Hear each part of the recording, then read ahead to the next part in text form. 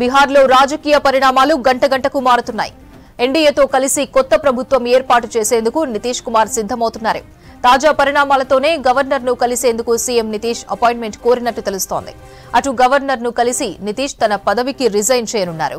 తాజా పరిణామాల నడుమ పాట్నాలోని పార్టీ కార్యాలయంలో బీహార్ బీజేపీ ఎమ్మెల్యేలు, పార్టీ సీనియర్ నేతలు కీలక భేటీ కొనసాగుతోంది. అటు పాట్నాలోని సీఎం నితీష్ కుమార్ నివాసంలో జేడీయూ ఎమ్మెల్యేలు, ముఖ్య నేతల సమావేశం ప్రారంభమైంది. భేటీ తర్వాత జేడీయూ, బీజేపీ ఎమ్మెల్యేలకు నితీష్ లంచ్ ఏర్పాటు చేశారని, తర్వాత తనకు మద్దతిస్తున్న ఎమ్మెల్యేల జాబితాను గవర్నర్కు అందించనున్నట్లు తెలుస్తోంది. అటు బీహార్లో మొత్తం 243 అసెంబ్లీ స్థానాలకు గాను అత్యధికంగా ఆర్జేడీకి 79, బీజేపీకి 78, జేడీయూకి 45 ఎమ్మెల్యే సీట్లు ఉన్నాయి.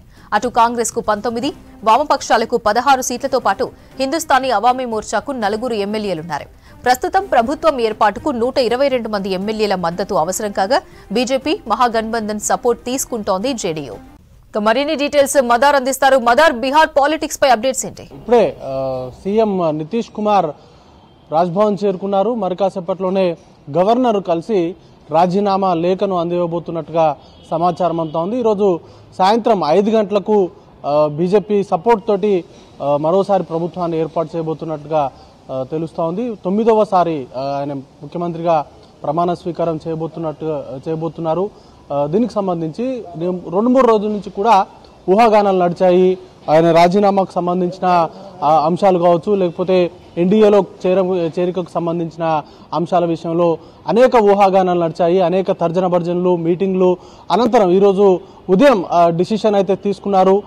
తను ముఖ్యమంత్రిగా రాజీనామా చేసి ఎన్డీఏలో చేరడము, ఆయన తర్వాత చేరిన వెంబడే మరొకసారి ముఖ్యమంత్రిగా బాధ్యతలు చేపట్టడం వంటి అంశాలపైన ఒక క్లారిటీ అయితే వచ్చింది. కొద్దిసేపటి క్రితమే రాజ్భవన్కు వెళ్లే కంటే ముందు జేడీయూకు సంబంధించిన ఎమ్మెల్యేలతోటి ప్రత్యేకంగా సమావేశమయ్యారు. ఎల్పీ సమావేశాన్ని నిర్వహించారు. ఆ సమావేశంలో ఏకవాక్య తీర్మానం కూడా చేశారు. ఎలాంటి డిసిషన్ అయినా తీసుకునేటువంటి అధికారాన్ని నితీష్ కుమార్కు కట్టబడుతూ ఎమ్మెల్యేలందరూ కూడా తీర్మానం చేశారు. ఆ తర్వాత ఆయన రాజ్భవన్కు బయలుదేరారు. మరి కాసేపట్లోనే రాజీనామాకు సంబంధించి అఫీషియల్ గా ఆయన గవర్నర్ను కలిసి రాజీనామా లేఖ అనేది కూడా అందజేస్తారు. ఇంతకాలంగా 2022 నుంచి మహాగఠబంధన్ కింద కాంగ్రెస్ పార్టీ అలాగే ఆర్జేడీతో కలిసి ప్రభుత్వాన్ని ఏర్పాటు చేశారు. అప్పటి నుంచి కూడా మహాగఠబంధన్కి సంబంధించిన వ్యవహారాల్లో కీలకంగా వ్యవహరించారు. జాతీయ రాజకీయాలకు సంబంధించి కూడా విపక్ష కూటమి ఏర్పాటుకు సంబంధించి మొదట ఇనిషియేట్ తీసుకుంది కూడా నితీష్ కుమారే. కానీ తర్వాత జరిగినటువంటి పరిణామాలు, కూటమి ఏర్పాటు తర్వాత నితీష్ కుమార్కు ప్రాధాన్యత తగ్గిస్తూ వచ్చింది కాంగ్రెస్ పార్టీ అనేటువంటి విమర్శలు అయితే జేడీయూ నుంచి ఎక్కువగా వస్తున్నాయి. రాహుల్ గాంధీని టార్గెట్ చేసుకొని విమర్శలు చేస్తున్నారు. ఇటు మరోవైపు కాంగ్రెస్ పార్టీ కావచ్చు, ఆర్జేడీకి సంబంధించిన నాయకులు ఒకవైపు జేడీయూ ప్రభుత్వం నుంచి వెళ్ళిపోయినా ప్రభుత్వాన్ని పడిపోకుండా చూసేందుకు అవసరమైనటువంటి సంఖ్యాబలం కోసం ప్రయత్నాలు అనేది కూడా చేస్తున్నారు. ఒకవైపు వారి క్యాంప్లో ఉన్నటువంటి వారి పార్టీకి సంబంధించిన ఎమ్మెల్యేలు చేజారిపోకుండా, అలాగే నితీష్ కుమార్ వైఖరి పట్ల అసంతృప్తిగా ఉన్నటువంటి నేతలని వారి వైపు తీసుకొచ్చేటువంటి ప్రయత్నాలు కూడా నిన్నటి వరకు సాగాయి. నిన్న ఆర్జేడీకి సంబంధించిన సమావేశంలో లాలూ ప్రసాద్ యాదవ్కి ఎలాంటి నిర్ణయం తీసుకునేటువంటి అధికారాన్ని కట్టబెడుతూ ఆర్జేడీకి సంబంధించిన ఎమ్మెల్యేలందరూ కూడా డిసిషన్ అనేది కూడా తీసుకున్నారు. కీలకంగా ఎందుకంటే రాజకీయ పరిణామాలు వేగంగా మారుతూ ఉన్నాయి. ప్రభుత్వానికి సంబంధించి నితీష్ కుమార్ నిర్ణయం పైనే ఇంతవరకు కూడా బీజేపీ కావచ్చు, లేకపోతే ఇటు ఆర్జేడీ, కాంగ్రెస్ ఈ 3 పార్టీలు కూడా ఎదురు చూశాయి. ఈ రోజు ఉదయం వరకు కూడా నితీష్ కుమార్కు సంబంధించిన అంశాలపైన బీజేపీ చాలా స్తబ్దంగానే ఉంది. ఇంకా ఆయన ముఖ్యమంత్రిగానే ఉన్నారు, రిజైన్ చేయలేదు.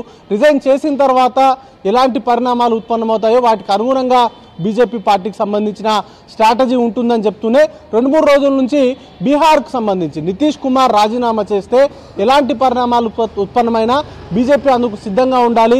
ప్రభుత్వాన్ని ఏర్పాటు చేసేందుకు అవసరమైనటువంటి సహాయ సహకారాన్ని జేడీయూకు అందిస్తూనే క్యాబినెట్లో కూడా ఉండాలి. దాంతోపాటు ముఖ్యంగా గతంలో కీలకంగా వ్యవహరించినటువంటి నేతలు బీహార్లో బీజేపీ జేడీయూ ప్రభుత్వంలో కీలకంగా వ్యవహరించినటువంటి నేతలకు పోర్ట్ఫోలియోస్ విషయంలో కావచ్చు, అలాగే ఇతర ప్రాధాన్యతకు సంబంధించినటువంటి అంశాల విషయంలో తీసుకోవాల్సినటువంటి జాగ్రత్తలపైన ఇప్పటికే అమిత్ షా నివాసంలో నిన్న మొన్న 2 రోజులు కూడా సమావేశాలు నిర్వహించారు. ఈ రోజు ఉదయం కూడా బీజేపీకి సంబంధించిన ఎమ్మెల్యేల భేటీ నిర్వహించారు. ఇప్పుడు రాజీనామా తర్వాత బీజేపీకి సంబంధించిన స్టాండ్ ఏ విధంగా ఉండబోతుంది, ఎవరెవరి పోర్ట్ఫోలియోస్ ఉండబోతున్నాయి, లేకపోతే ప్రభుత్వంలో ఎవరెవరి పాత్ర ఏ విధంగా ఉండబోతుంది అనే దానిపైన బీజేపీ నుంచి కూడా స్పష్టత వచ్చేటువంటి అవకాశం ఉంది. ఇక రాజీనామా తర్వాత ఈరోజు సాయంత్రం 5 గంటలకు మరోసారి ముఖ్యమంత్రిగా ప్రమాణ స్వీకారం చేసేందుకు ఏర్పాట్లను అయితే చేస్తున్నట్టుగా తెలుస్తా ఉంది. దానికి సంబంధించి కూడా మరి కాసేపట్లోనే ఒక పూర్తి స్థాయి క్లారిటీ అనేది కూడా రాబోతా ఉంది. అపర్ణ.